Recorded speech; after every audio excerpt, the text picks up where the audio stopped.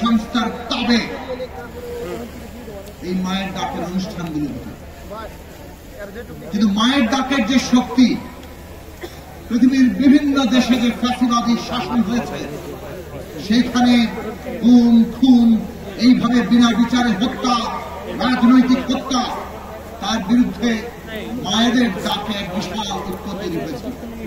একটু একটু করে মানুষের আবেগ, তার দ্রোহ, তার বিদ্রোহ সঞ্চিত হয়েছে এবং সেইখানে এই সঞ্চিত বিদ্রোহ আমরা জুলাই আগস্টে এসে ফেটে পড়তে দেখেছি।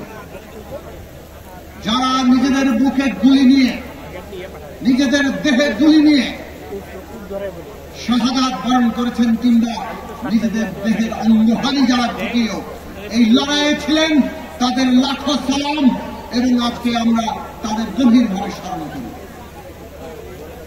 ওই গুম খুন হওয়া যেমন প্রত্যেকটি লড়াকু সৈনিক যারা কোন না কোনভাবে এই ফ্যাসিবাদের বিরুদ্ধে কথা তুলেছিলেন কিংবা এমনকি অনেকে নিরপরাধ হয়ে কোনো কথা না বলেও গুমের শিকার হয়েছিলেন, তাদেরকে আমরা স্মরণ করি, কারণ তারাই ফ্যাসিস্ট শাসনের এক একটি সাক্ষী। কিন্তু মানুষের যে সমস্ত বিক্ষোভকে এক সূত্রে গেঁথেছিল, আবু সাঈদ থেকে মুগ্ধ হয়ে জুলফিকার শাকিল, হাজার সদস্যের উপরে যে তরুণরা, ছাত্র শ্রমিক কি শিশু কি অভিভাবক, তারা প্রাণ দিয়েছেন। 50,000-এর উপর আহত, 500 উপরে অন্ধ হয়ে গেছে, যাদের অনেকে এখানে উপস্থিত হয়েছেন। এই সবাইকে আজকে আমাদের স্মরণে রাখতে হবে। মানুষের ইতিহাসে সবচেয়ে বড় শ্রেষ্ঠ মানবিক মুহূর্ত কি? যখন একজন মানুষ তার কওমের জন্য, তার নিজের জনগোষ্ঠীর জন্য, অন্য সকলের জন্য জীবন উৎসর্গ করার মতো সাহসে পৌঁছায় এবং সেই উৎসর্গ করে, ওর চাইতে বড় মানবিক মুহূর্ত আর কিছু হতে পারে না। আমাদের সেই শহীদেরা, সেই লড়াকু সৈনিকরা, আপনারা যারা আছেন তাদের প্রত্যেককে ধারণ করেই আমাদের এগোতে হবে। মানুষের জন আকাঙ্ক্ষা, এই দেশের মানুষের আকাঙ্ক্ষা কি? বারে বারে বেহাত হয়েছে, এইটা মনে রাখা দরকার। ব্রিটিশ ঔপনিবেশিক শাসনের বিরুদ্ধে লড়াই হয়েছে।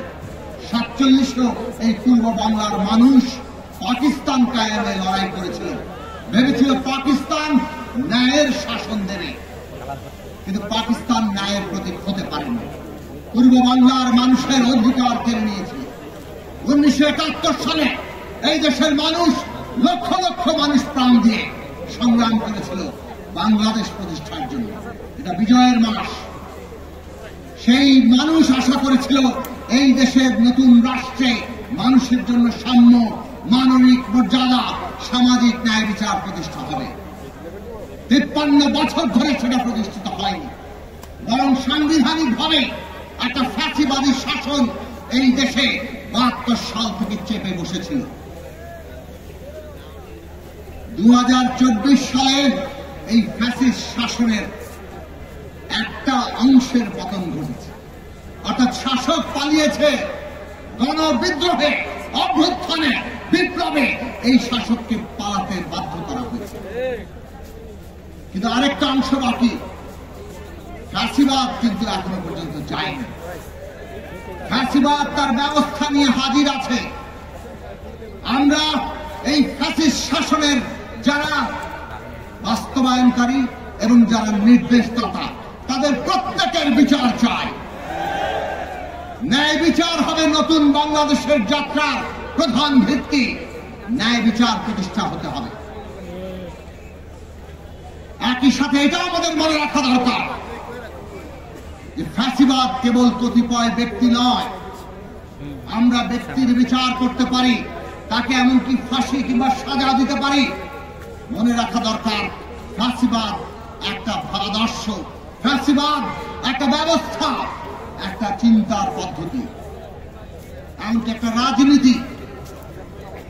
কাজেই ফ্যাসিবাদী যে ব্যবস্থা, যে ধ্যান ধারণা, যে ভাবাদর্শ এবং যে রাজনীতি, বিভাগকেও আমাদেরকে মোকাবেলা করতে হবে, তার বিপরীতে গণতান্ত্রিক জায়গা দাঁড়াতে হবে।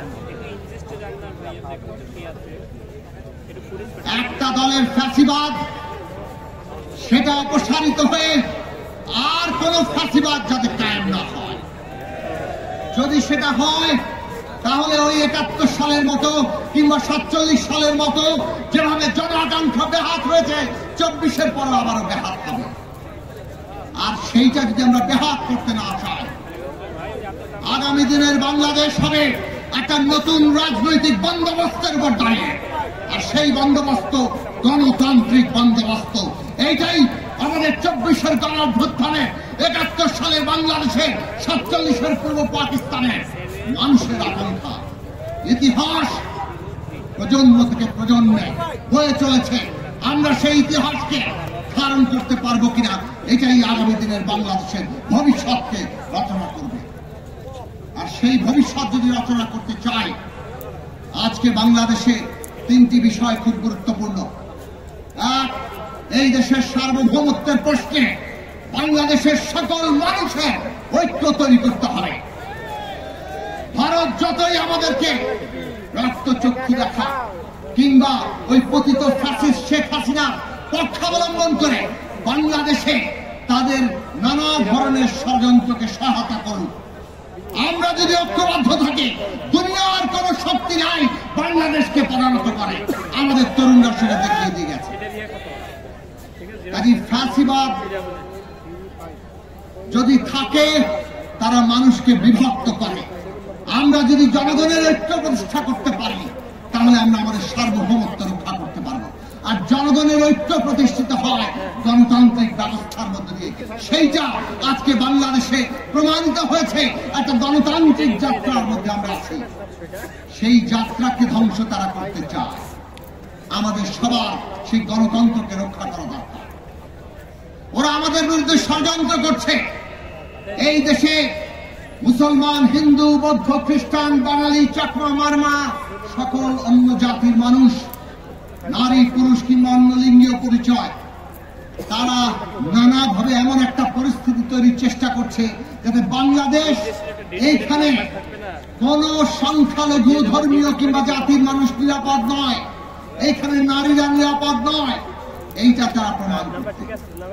আজকে বাংলাদেশের সামনে সবচেয়ে বড় চ্যালেঞ্জ, আমরা বাংলাদেশকে সকল ধর্মের, জাতির, লিঙ্গীয় পরিচয়ের মানুষের জন্য নিরাপদ জায়গা করতে পারবো কিনা। এইটা যদি ব্যর্থ হই, আমাদের ২৪-এর আকাঙ্ক্ষা ব্যর্থ হবে। কোনোভাবে আমরা যাতে সেটা না ভুলি। প্রতিদিন প্রতি মুহূর্তে ষড়যন্ত্র হচ্ছে সারা দুনিয়ার সামনে বাংলাদেশকে সেইভাবে রক্ষা।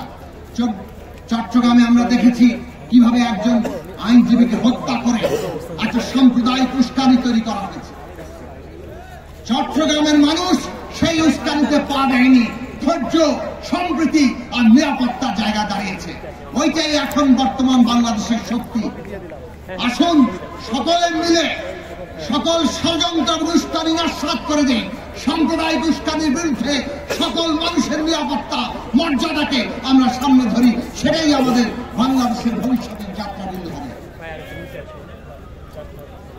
এই ভবিষ্যৎ বাংলাদেশ যদি আমরা করতে পারি, তাহলে আমরা এই যে আজকে অসত্য, এই অসত্যকে মোকাবেলা করতে পারবো।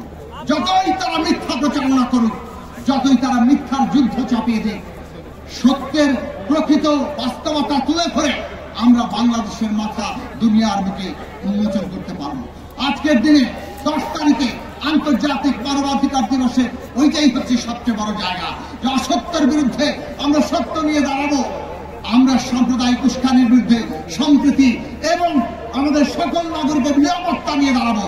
আমরা ফ্যাসিবাদের বিরুদ্ধে গণতন্ত্র নিয়ে দাঁড়াবো এবং তার মধ্য দিয়েই এই দেশের সার্বভৌমত্ব রক্ষা করে বাংলাদেশকে এগিয়ে নিয়ে যাব।